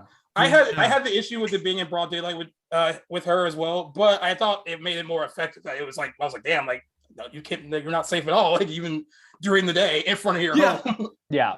But yeah, I was Yeah, like, 'cause they're- 'cause totally. they're- And I love the houses were all close shower. I together. love that we had like a male Janet Leigh psycho moment. I Yeah. thought that was really smart, you know, and fun. They even said that in the movie. Yeah. Yeah, I was Yeah. good just job. so Roger glad Roger to see Jackson that. has Roger Jackson That has was done the just so Ghostface bad. voice for so long, right? But I thought he was exceptionally more brutal than normal, like with some of the delivery and like I actually thought like a lot of the phone calls scenes were like all really good because like he was just, I mean, he was funny in all the right places, but really brutal in all the right places too. Mhm. Like, you know, when Yeah. he basically, when He she's got to crying bite about more. Wes and like, you know, like, please don't hurt my boy. He didn't do anything wrong. And he was just like, that's not good enough. And like, was like, he was kind of and he unrelenting. kept saying Judy, Judy. Yeah, D. Yeah, like I thought he was Yeah. pretty. I thought they did a good job of kind of making the character itself, like just the entity of Ghostface. They did a good job of making that character Right. kind of scary again, like at least imposing. Like, because Mhm. like I haven't really felt that. I didn't really I feel actually that way in thought- 4 or 3. Yeah. I actually thought for a second there we were going to see the first non-Ghostface murder. I thought he was gonna distract Judy so much that she's like speeding to get home and she gets into a Yeah. gnarly car accident. And that could have been really interesting and new territory where Ghostface doesn't even have to touch her, but still can control how she dies, you know? But yeah, that was a good tense sequence for sure, where I didn't think both were gonna die back to back. You know, that was a good middle of the movie sequence. However, here's the thing: they all loved Wes, and also kind of bold move to kill your character. a character named Wes. but- Okay, Yeah. right. I was like, oh, all right, Yeah. filmmakers, here we go. Mhm. But like the thing with the party, we have to kind of remember that in the first film, they have a party, but it's because none of their close friends have died. And by that point, they only know that Casey and her boyfriend have died and that Sydney was attacked. So, you know, school's out early, let's have a party. But in 4 and 5, their close friends have died. Yeah. Stabathon or big party. It's like, if you guys love Wes so much, wouldn't it have actually been interesting if this party was a true memorial at Stu's old house, where it's not really a rave, it's like everyone's drinking, but it's actually really mellow, like chill and kind of sad. I just thought like it feels a little cold to me to still be doing the typical rowdy, crazy party when I feel like these characters are smarter than that. You know what I mean? Or maybe Yeah, I'm I just got you. getting old. No, yeah. Yeah. I think it I shows think that a couple everyone of the that lives in characters did Woodsboro- point that out. Yeah, everyone that lives in I think Woodboro it is was so used to it, Mindy. I guess. Yeah, I think Mindy Right. was Yeah. like, Mindy was the this only is one dumb that that was we're, yeah, she was very Mhm. self-aware. like, Yeah. yeah. Before we wrap things up, I do want to ask each of you, one, who's your favorite new character? And what would you like? I mean, I know Mark, you kind of talked about what you would like to maybe see in the next one, but in order to keep it fresh, because they kind of, the franchise did get a shot in the arm with this. I mean, as far as like people seem to be really enjoying it. It's already made a lot of money. Probably going to get another one. I don't know if it's realistic at this point to keep expecting to have Nev Campbell and Courtney Cox come back, but yeah, like I'd like to know like other new people who resonated with you the most, and then like what would you like to see in the follow-up if they do one? And I'll go with you first, Mark. I love Tara and Mindy, so I'm excited for them. My favorite character that died was Wes, my new character. And yeah, I do hope. Here's the thing: even if a Scream movie, like I was saying, like 4 and 5 are kind of fine to me, nothing amazing, I still have the best time watching these movies. You know what I mean? And I'm like depressed the next day because it's like, I waited 2 years and I saw it. And now, like, what am I going to be excited about? You know? So I do hope we still at least get Nev and Courtney at least in a cameo. I think that's okay. I think they now have enough material to take it into the Tara, Sam, Mindy territory. I just don't want to see Woodsboro again. I think we've done Woodsboro back to back. We need to do what Scream 2 did and follow this cast somewhere else. And even Sid says that it will follow you, and let's do that, you know, and maybe, and like I said, I think now that Gail has her morning talk show, her dream, have the girls on the show. I think that'd be interesting. My idea for my fan film for Scream 5 was actually set in New York. So it's funny how I was on the same wavelength with them. But yeah, let's bring it to a whole different area, because it's less about like who you know, but there's always another Ghostface. It's always someone new. So let's like go into new literal locations with it. That's what I think. Yeah, I agree. I actually like that little moment at the end with Sam when she asked Sydney if she was going to be okay. Kind of like, you know, like because that kind of like I think if they can do this in another one, there is more to her, like, you know, having visions ability and like how that affects her mentally. I think there's like things they can go into with her being not so sane. That could actually work in another one. And I just wish that was all audio and not visual. I really did not like seeing him and the makeup and the aging. It would have been really more effective if it was just a voice in her head. Kind of like Norman Bates hearing mom's voice. Yeah. It's now Sam hearing dad's voice, but we'll see. Darren, what about you? Who is your favorite new character, and what do you want to see in them? Yeah, I loved Mindy. She was just great. All the on-point references were just some of the funniest moments of the scene. Once he died, I really liked Richie. I think Jack Quaid did a great job, you know, creating that character. He's like, you know, that would be me in a horror movie going, why are you doing that? But here I am watching it on Netflix. That's my alibi. Yeah. As for the next one, I think I agree with Mark. You need to leave Woodsboro behind. I would love to see this, you know, kind of jump maybe 5 years down the road. So skip college altogether. We've done that, and follow the characters, you know, in the real world, working and kind of dealing with this PTSD idea of, you know, they've survived Ghostface. What does that look like? Kind of what we saw of Sydney in Scream 3, and kind of play with, is there actually something happening? Is there a killer, or is it all in their head? Is it them? And kind of go that route that Scream 3 originally wanted to do before they had to rewrite it because of Columbine, and, you know, have Ghostface like mentally play with these characters. You know, do that big kind of twist reveal at the end, do something like that, kind of break the formula. We've redone the formula now, do what Star Wars did, and, you know, go a completely different direction with the next one, and then hopefully the fans don't riot. Yeah. I mean, you definitely can't keep it the same, right? Because it just won't be refreshing anymore if you keep going. Like no one in their right mind would either go back to Woodsboro for any reason or want to stay there, right? For any reason. So, I mean, I think it would help to kind of move the action to another location, because we've already done it now 5 times. And, and, you know, I know with Scream 3, there was like the whole Hollywood angle, but Woodsboro was still a part of the story. Like, they even recreated on like the film set. So yeah, I think a new direction like that would help actually a lot. Also in the next one, let's see Sydney's husband, which I didn't even realize at first. His name is Mark, which was Kevin Dempsey's character. Is it? Right. Yeah. He's not on Grey's. Right. Come on. Yeah. So like, bring him in. I actually think it could be really cool if the phone rings at the start of the next movie and it's Sydney and Mark at home with the kids watching a movie and like, ooh, you know. So let's see him. Bring him back. Yeah, they kind of did mention that kind of like in passing, right? Especially when she came to Woodsboro after Dewey died, and they're like, "Oh, how are my Right. kids? Oh yeah, they're safe for now." Like, and then someone who's like a parent who's like she has 2 kids now. Like I mean, Right. even I know it was her best friend and he died, but like to give her like a family and her being like, all right, I'm gonna go back and like see what I can do to help, even though I might die. Doesn't seem like entirely responsible thing for her to do as a mother of 2 with a husband. Yeah. Unless she was completely confident that she was gonna win out this time. But yeah, I thought that was interesting that that they did bring up the fact that she had a husband and 2 kids, and we now know who that is. Mm-hmm. Britt, what about you? What about your who are your favorites and what would you like to keep going? I agree. I really liked Mindy. I liked how self-aware she was and that she was pretty much saying what we were all thinking. That was a really interesting character. I did also like Wes, unfortunately. I thought he was going to outlive at least a few more of them, but I think that this movie also missed an opportunity because it's been 25 years that now the main actors do have children that probably go to the same.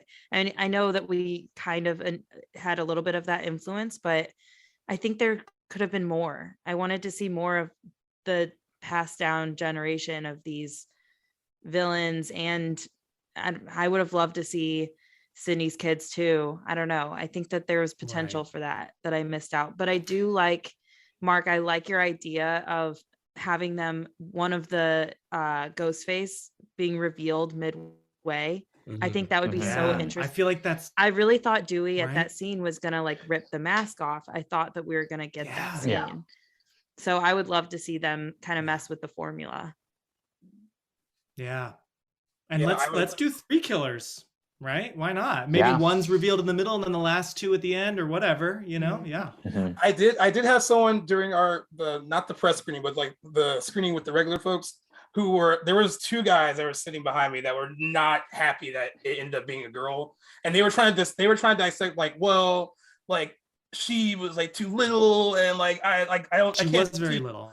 I can't see her being one of them based on like and there was issues with like, you know, the height and all that stuff too. Like you have to kind of like take yourself out of it and be like, all right, I guess. And Yeah. and then like she got pretty beat up too when she was Ghostface on several occasions, and she looked pretty fine every time she was like in scenes at the hospital or like, you know, like, but yeah, like some people were She kind of must have like done really good makeup. yeah, good makeup, Yeah. yeah, they were kind of upset that like it turned out to be a girl because they just think like she was physically imposing enough. But I thought she gave off crazy enough where I was convinced that it could be her. The fact that I like Yeah. within the first like few minutes of meeting her, I was like, oh, it's definitely her. Because she couldn't even hide the crazy eyes or anything like that. It was like, no, it's her. And no matter what dialogue they gave her to make it seem like it couldn't be her, I was like, nah, it's still her. You don't cast someone like that and have her not be the killer. Yeah. At least one. It's even worse than the second time. She brings up the puffer like 3 or 4 times in the opening of the film. And what gets them through the third act? It's the puffer being gone. yeah, It's like, the oh, killer, she yeah. mentioned it 4 times. Like that should have been a dead giveaway. Like she's all concerned about your medical conditions. Like, come on.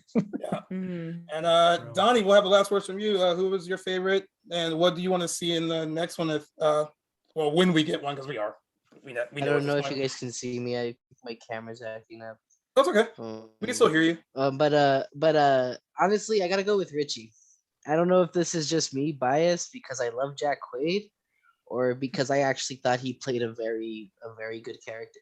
I don't know. I felt he was a little bit relatable because like a lot of people kind of like tell me about movies that I haven't seen yet, and I'm there watching them. It's like you guys said, I'm on Netflix, I'm on Hulu, I'm on Prime, on whatever streaming service I can find them on. I don't know. I guess I just found like I could sort of relate to him in a type of way character. Mhm. I did love him as the killer. I'm sorry, guys. I thought Amber and Richie were fine killers. I think I don't know. Like I think I enjoyed them a little bit more than Jill and Charlie. Like I think this was a little bit of a step up. The motive was a little wonky, but it kind of felt like a callback to Mickey's whole like let's blame it on the movies, even though that wasn't really a issue at the definitely. time. But I always thought that was sort of And- like pretty And it was a Clever. good bring up a good point that it goes back to Scream 2 because I'm pretty sure Billy's mom and Mickey found each other online, and it Mine. sounded like these two found each other online, right? Mhm. So that was a Found each other on fun Reddit. nod to that, Yeah. They found each other on Reddit. Yeah. I thought that was a good callback to like the Scream 2 stuff and how they found each other. Because this movie, like as we were saying, didn't really call back to any of the sequels, and if anything, I thought they said something that really kind of irked me. That they kept saying Billy was the mastermind, but we learned in Scream 3 that actually Roman was the yeah. like created all of this. So that was kind of weird. That it's Mhm. like, wait, actually, Billy, was obviously a major killer in the franchise, but it really was Sydney's half brother that got things Yeah. going. So Yeah. they sort of picked and chose what history they wanted to really talk about. Mhm. Right. I kind of thought they weren't bringing up Scream 3 for a little bit just because like maybe it's considered not the good one. But then there was like Scream 4 references to like so that they could have mentioned all of them and been fine. Yeah, I thought it was interesting that like that they kind of I don't know if they forgot while writing it, but Roman was the one that kind of controlled, at least in the third one, that was the one that was responsible for getting Billy and Stu together to do what they did in the first film. Yeah, I thought they missed the opportunity not to kind of reference that, but I mean, I think they just wanted to harken back to the first one a lot and imply that it was Billy and Stu who just like his crazy cohort conspirator. Yeah, but yeah, I mean, like I liked it overall. I mean, I had a lot of fun. I put it on Twitter too that like the way people were responding to it on Twitter was just so positive, and I kind of like the film the first one did in '96. I would like to see kind of a resurgence of like these kind of slasher movies again because we don't really have a lot of them anymore, and I think there's potential to kind of make movies like this again and have them be fun and have them be good. And like I think the kind of excitement that Paramount kind of saw with like the opening weekend numbers kind of shows that people do want to see it, and I know that the Scream name has like it's a huge fan base and a lot of people love the franchise, but I think it would be so cool to kind of see like a rebirth of like the slasher like subgenre again of horror. I would love to see that. But yeah, I mean, it just reminded me of how much fun these movies are, especially in a packed theater. I mean, like I was happy to see it at the press screening, but it was more fun seeing it on Thursday night with a rowdy bunch of people. At like all the things that would normally annoy me in the theater with people talking and all that stuff. Like I loved every single thing about it. Like every time someone was I reacting- couldn't stand it. I was about to murder You were every like, single no. person in the theater. Yeah. Oh boy. I was about to pull a ghost face. the commentary alone. I'd be like you, Britt. I would not like that. I was luckily in a very quiet theater to the point where like no one laughed. I was like, I think we can all laugh a little bit, guys. Like we can loosen up a little. But there was also like a generational gap with some of the jokes. So like there were certain jokes that I got and I thought was funny, and then there were clearly there were people younger in the audience that like I felt stupid laughing at some of the jokes because like they were just like, oh. And then someone at the end didn't even know what the 4 West tag was. They're like, who's West? And they were like, I was like, that's for Wes Craven. Like they didn't, they didn't know. And I was like, that's weird. I'm gonna have to join that ship with you on because I laughed at a lot of things too that nobody laughed at, and I'm like, come on, give it a chance. Yeah.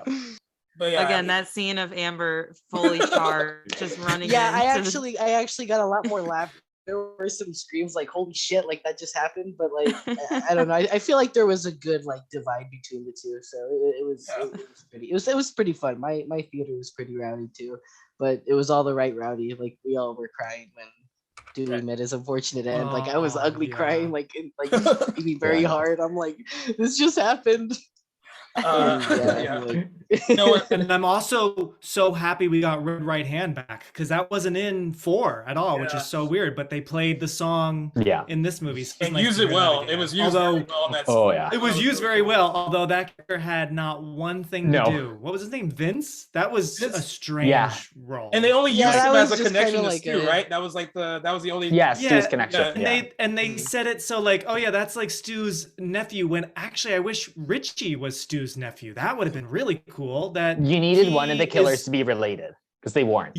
And that's why he's dating Sam, because somehow he knew that she's Billy's daughter, like that. And also because Jack Quaid kind of has that look that Matthew Lillard has, that I'm like, wait, so Vince is related to Stu, but you know, it was kind of strange, but Yeah. good scene for sure. Yeah. They could have also framed Sam for doing it. Like they could have killed Mhm. everyone except for her and made it look like including themselves, and made it look like she, as like a former killer's daughter, Mhm. just went on a killing spree and killed everyone. Yeah, That could have been yeah. interesting. That was been interesting too. Before we go, I do want to make a comment about I love the commentary that they had about like elevated horror movies and how like basically like there's stuff like Hereditary and It Follows and The Babadook and like how like because like it's funny when you I still love the Babadook. I still love The Yeah. Babadook. Yeah, that was pretty When because you know when those movies are coming out, right, and you go on like Rotten Tomatoes, like stuff like It Follows and The Witch and The Babadook, the Rotten Tomatoes score is super high, and all these critics are like, "Oh, it's like one of the best horror movies in years." And then like when regular people see it, they're just like, "I don't get it." Like I had a friend that saw The Witch and was like, "What the fuck is this?" Or like like there's a lot of like I thought Yeah. that commentary on like elevated horror films, and then him getting annoyed with her at the beginning when she was like, "I don't really know anything about Stab, but like ask me questions about like Right. Hereditary or The Witch." Yeah. Like I thought that was like kind of funny because that is kind of like the device. There's like divided group of horror fans where it's like people love those kind of movies that are like smarter, and then there's some of us who just kind of like to shut our brains off and just watch something like like Urban Legend or I Know You Did Last Summer or like because it's fun. Mhm. And like I thought that was like interesting that they pointed that out a few times, and I did love the line at the end after she shot Amber and like just to Yeah. argue back to I thought that was cool. But yeah, overall I had a lot of fun with it. I thought it was I mean I've seen it twice. I'll probably see it again because it's Scream and I love it. Did anyone else catch that not so subtle Ryan Johnson comment? Yeah, I Yeah. got the Ryan Johnson comment, yeah. I'm like, That was early on wow. too. That was early Like, on. It's first- like It was like, yeah, the because guy they who said that he directed directed Knives Out. the guy that he directed one of the Stab movies. Yeah, I thought that was Yeah. Oh, yeah, I thought that was cool. I want to thank you guys all for being on with us tonight and talking about the movie and some of the hot topics at the beginning. It was a great commentary from all of you. It's always fun having fans on the show, especially when they're passionate about like the topic. And yeah, we already knew Mark would be because like he like a lot of the reviews that we got separately about that episode were like that guy is really good. Like you should have him back. So like cool. yeah, so yeah. Thank you. Oh wow. Well, Yeah, so like hey, so, that's why. and then you that's why I Darren and have Donnie, you props. guys are also there you go. Yeah. And Darren and Donnie, you guys were also great too. And I'm glad that you guys were able to come on. I know it's I did it last minute, but thank you guys for coming on as well.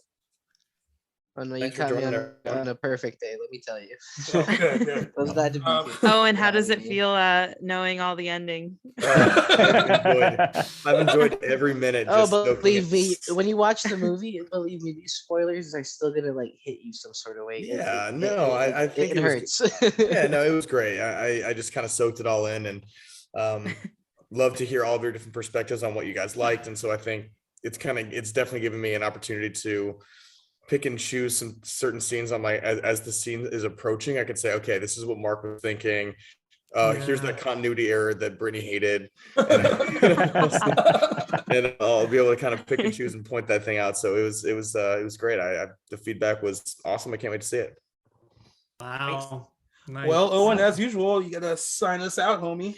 Yeah, well, like Gay said, thanks so much for being on, guys. I know sometimes it's last minute, but we always enjoy having people on. I love Monday nights, just be able to talk to good friends and any movies, especially when it's Scream anniversary and new ones coming out. So hope to have you guys back soon. And as always, we are a playlist original. And hopefully sometime soon we can do a Back to the Blockbuster approved of one of our other actors that we dislike, but a lot of good content coming through soon and starting off the year right. So thanks for having us on. Thanks for being on, and just can't wait to keep doing it. Thank you guys. This was so fun. Yeah, I'm Yeah, glad thank you. It was guys- great. Thank you guys.